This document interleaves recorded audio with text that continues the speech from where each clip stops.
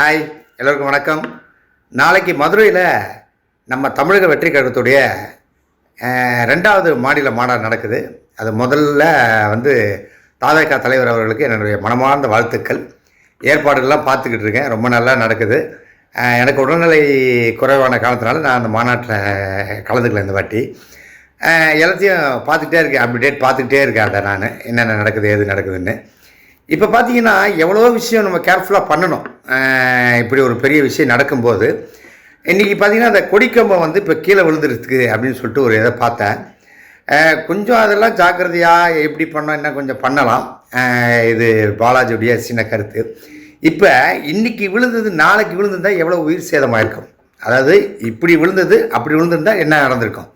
அதனால் இதெல்லாம் கொஞ்சம் கேர்ஃபுல்லாக பார்த்து நடக்கணும். இது ஒரு கட்சி ரீதியாகவோ இல்லை வந்துட்டு ஒரு நடிகராகவோ நான் இது பேசலை. ஒரு ஜென்ரலாக ஒரு பப்ளிக் ஒரு ஆடியன்ஸாக பேசுகிறேன்.